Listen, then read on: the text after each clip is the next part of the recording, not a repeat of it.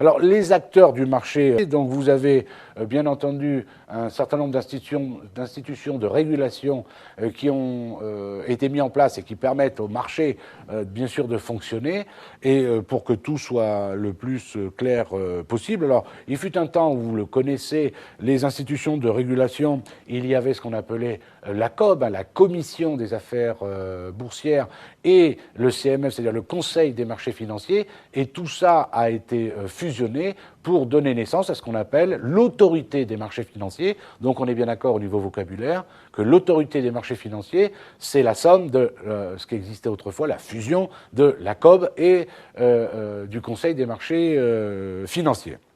Alors, cet AMF, on le dit en abrégé AMF, c'est un organisme indépendant, doté de personnalité morale, et il dispose de l'autonomie financière.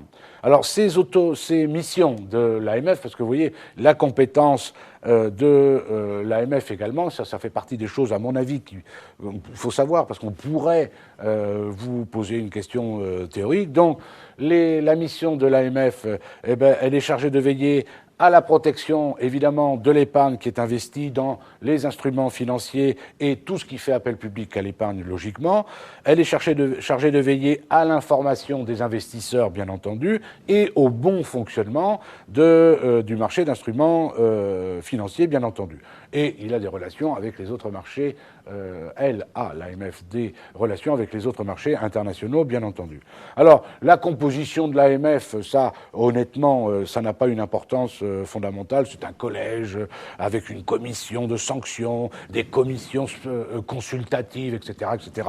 Je ne vais pas vous donner nom et prénom et adresse de tous les participants à l'AMF, ça n'a c'est pas l'objet de ce cours.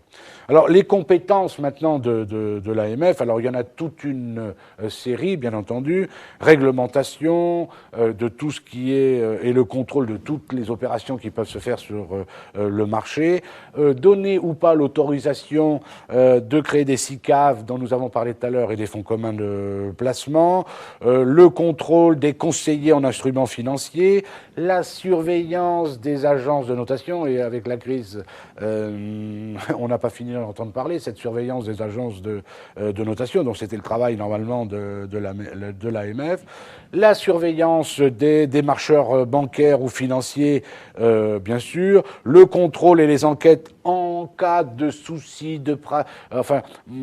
comme je vous disais tout à l'heure, des malversations, ou s'il y a un mouvement trop important sur un titre, quelque chose de suspect, ils peuvent déclencher une enquête, bien entendu. Donc, réceptionner toutes les réclamations qui peuvent arriver concernant les instruments des marchés financiers, bien entendu. Donc, comme autre, on va dire, institution de régulation, on peut parler aussi d'Euronext et d'autres prestataires de services. Alors, Euronext, c'est quoi? C'est une société donc, dont l'activité principale, tout simplement, est d'assurer le fonctionnement d'un marché réglementé d'instruments financiers. Donc, on ne va pas rentrer dans le détail de la plateforme qui sert à passer les ordres, qu'on appelle via une chambre de compensation qu'on appelle Clearnet SA, et la technologie qui est utilisée s'appelle Clearing 21. Ça, vous en avez peut-être entendu parler. Euronext est d'ailleurs une société qui est cotée en bourse elle-même. Et puis vous avez donc tous les prestataires d'instruments, des services d'investissement, c'est-à-dire ceux qui traitent les ordres de portefeuille d'investissement, etc., etc. Ça s'appelle maintenant des services d'investissement. Alors, quelles sont les personnes qui peuvent faire des services d'investissement? Des établissements de crédit qui ont reçu un agrément spécial pour fournir, évidemment, ce type de services, ou des entreprises d'investissement, personnes morales autres que des établissements de crédit, dont l'objet habituel est de fournir des prestations d'investissement. C'est ce qu'on appelait avant des sociétés de bourse. On les appelle encore, d'ailleurs, des sociétés de bourse. Alors maintenant, le mode de règlement et de livraison des titres négociés sur le marché au comptant des actions. Alors le principe est le suivant, c'est-à-dire que sauf indication contraire, et l'indication contraire, on va le voir, c'est le service à règlement différé. Eh bien ici, sauf indication contraire, les ordres de bourse sont exécutés au comptant. Autrement dit, qu'est-ce que ça veut dire en français? Ça veut dire que l'acheteur doit payer ses titres et doit en prendre livraison, et donc le vendeur, forcément, doit livrer les titres en échange du prix de vente. Alors, on dit au comptant, c'est un tout petit peu exagéré, il y a J+3, on le verra pour les obligations, parce que dans le monde réel, entre le paiement et la date de livraison, il y a J+3, en fait 3 jours, J étant la date d'exécution de l'ordre de bourse. Donc ça, c'est le cas classique, le règlement au comptant. Maintenant, vous avez le service de règlement différé. Alors, son principe, qui est très utilisé, on le verra, un ordre de bourse qualifié de service à règlement différé permet à l'acheteur de différer le paiement des titres jusqu'à la fin du mois.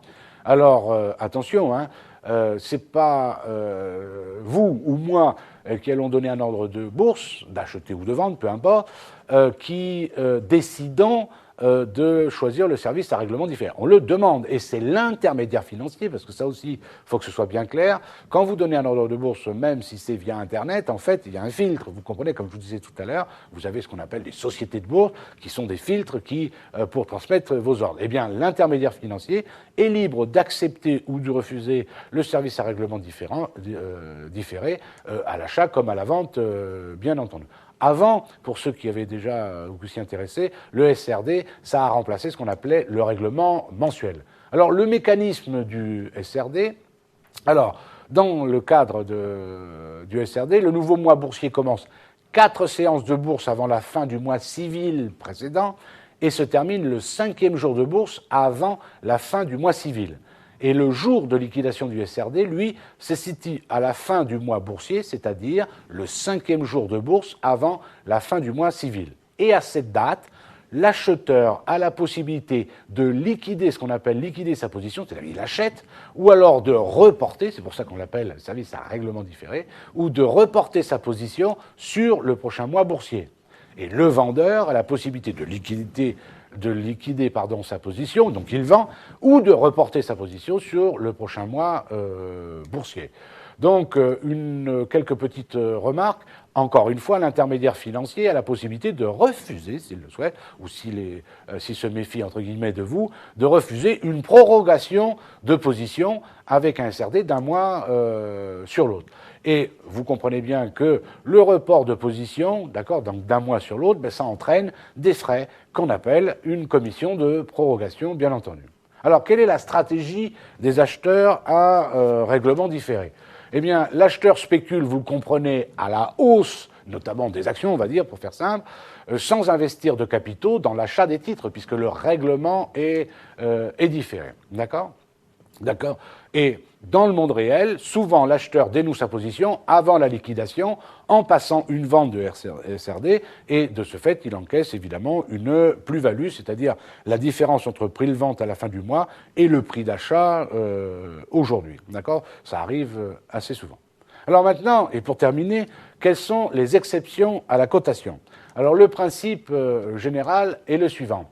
C'est que certaines opérations de restructuration, notamment, échappent à la technique de cotation dont nous avons parlé précédemment. Alors, il s'agit de quoi? Des OPA. Alors, vous comprenez, qu'on soit bien d'accord.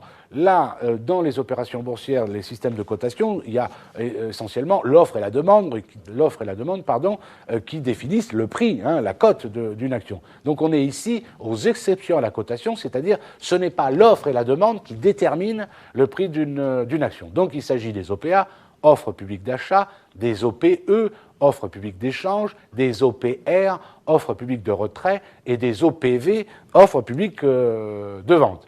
Alors, donc, comme je vous le disais, là, la fixation du prix en cas d'OPA, d'OPE, d'OPR ou d'OPV, c'est pas l'offre et la demande qui déterminent, mais c'est l'initiateur de l'offre qui détermine. Autrement dit, c'est une société aidée éventuellement par une société conseil, etc., etc. Alors, quelles sont les opérations concernées? Les opérations publiques d'achat et les offres publiques d'échange. Donc, les OPA, qu'est-ce que c'est qu'une OPA? C'est une opération par laquelle une personne physique ou morale offre d'acheter la totalité des titres des actionnaires d'une société cible, alors qu'une OPE, c'est une opération qui est pas très loin de l'OPA, mais cette fois-ci, c'est pas acheter la totalité, c'est d'échanger les titres au lieu d'un achat. Les OPA et les OPE sont réglementés, évidemment, afin d'éclairer les actionnaires sur l'opération et notamment sur les intentions de la société à l'origine du projet. C'est-à-dire, et ça vous le voyez évidemment dans les grandes sociétés et les grands noms du capitalisme français, qui sont quand même obligés, quand ils souhaitent de faire une OPA ou une OPE, donner quelles sont leurs intentions, c'est pourquoi faire, c'est dans quel but, etc. etc. C'est-à-dire qu'il faut que ce soit justifié.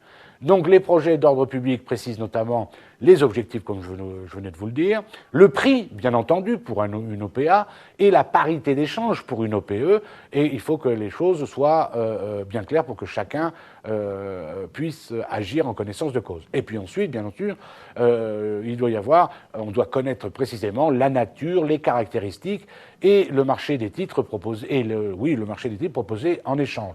Le nombre de titres, évidemment, en deçà duquel l'initiateur il a le droit de dire je pensais faire une OPA ou une OPE sur telle société. En définitive, je m'aperçois c'est un échec pour moi, c'est-à-dire que je n'ai pas pu acheter suffisamment de titres ou échanger suffisamment de titres, et donc je renonce à l'opération. Mais encore faudrait-il qu'au départ, les choses soient claires, c'est-à-dire que l'initiateur de l'opération, OPA ou EPE, dise bien clairement à partir de combien il considère que c'est gagné ou l'OPA ou l'EPE ne peut pas se faire à l'inverse.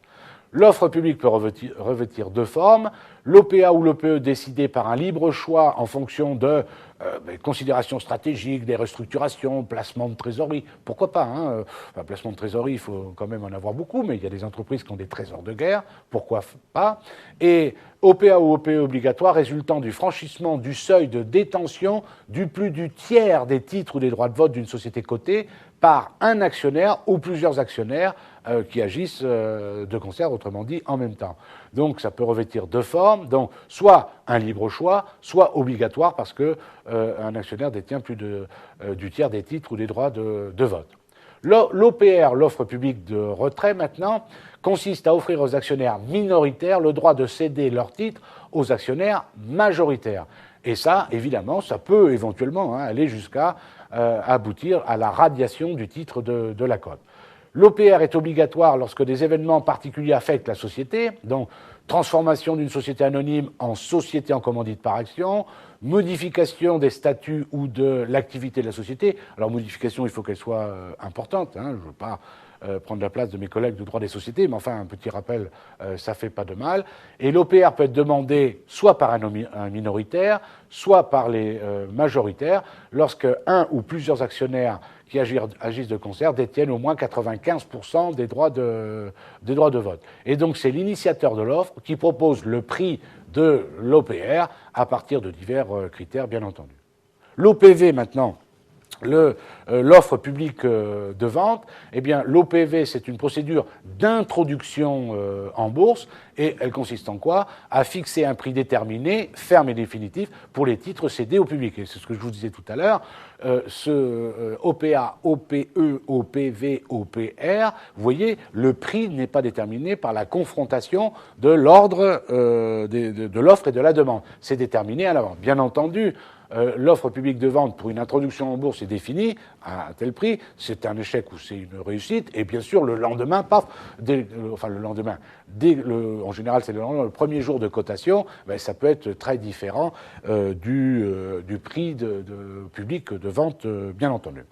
Donc voilà ce que je pouvais dire sur cette partie de cours. Vous pensez bien que nous y reviendrons en long, en large et en travers pour certains points beaucoup plus détaillés. J'espère que ce cours vous aura intéressé. Bon courage, à bientôt. Merci, au revoir.